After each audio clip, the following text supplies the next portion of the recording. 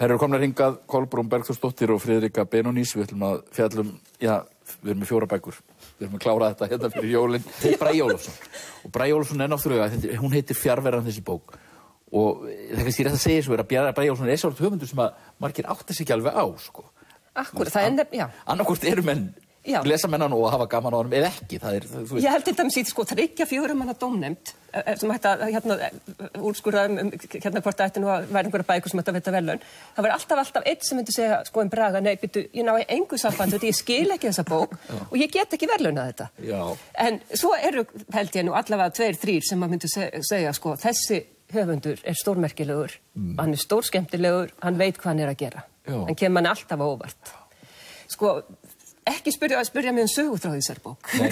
Nei. Bragi er frægur fyrir sín útúrdúra sína. Jú. Þannig allt fullt af neyðarlegum uppákomum, eins og nágranna erjur sem eru alveg stórkostlegar. Vísanir í Geirfinnsmálið og skringileg samtöl, þar sem að fólk næri ekki nokkur í tengingu. Algjörlega, já. Svo húmannans Bragi er þannig, þú annarkvort nærð honum eða ef þú nærð honum ekki. Og ef þú nærð honum ekki, þá ertu bara í vandræðum. Mér finnst hann alveg óstjórnlega fyndinn höfundur. Mér finnst þetta mjög vel heppnu og skemmtileg bók. Og þetta persónugalleri, þetta er persónun sem er að ganga aftur í bókunum. Þetta er náttúrulega ótrúlega skrítið persónugalleri sem hann er að ferðast með. Þetta er náttúrulega sjálfhverfa kynslóðin í aksjón. Hann vitnar eiginlega eingöngu í eigin rit fyrir bækur. En það er, også ég er sammála Kolli, það er rosalega vel gert. Þetta er skipt niður í 3 kafla með 5 ára millibili og það eru allir á einhverjum tímapunkti að skrifa söguna það hvernig þetta var nú. Þetta er enn einn bókin sem fjallar það hvernig sögur verða til.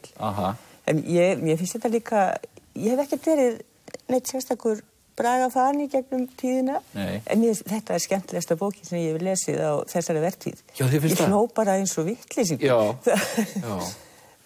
Og mér finnst að gera þetta svo vel, hann leiddi mann svo vel áfram. Þessi tíserar, þetta er ekki flashback, þetta er alltaf flash fram í tíman. Það mun koma í ljós þegar, og þetta Geirfinnsmál, það er yndislegt. Lausnin á Geirfinnsmálinu var gefin út á plötu, það bara fattaði það. En svo er hann vitni í eldri bækur, eins og þessi kall sem lendir þarna undir rúminu. Ég verði viðurkenna þegar ég kom að þeim þætti, þá hugsaði ég, þá fylltist ég pínlítið skelfingu. Og ég sagði, ó nei, þarna eru þræðir sem ég mun ekki ná. Svo ákvað ég að vera bara afslappuð gagnvart því. Vera ekkert að reyna að ná þræðinum, heldur bara að lesa. Og þá er þetta mjög skemmtilegt, hvernig hann er sífellt að vísa í eigin skáldverk. Nákvæmlega. Og þetta er náttúrulega ómetanlegt fyrir bókmenntafræðinga sem geta lagst yfir þetta. En aðalega er þetta bara skemmtilegt og þetta er með skemmtilegur bókum. Mér fannst reyndar Einar Már, mér finnst það vera skemmtilegasta skáldsaga ársins, en þessi kemur þar á eftir, sem skemmtileg.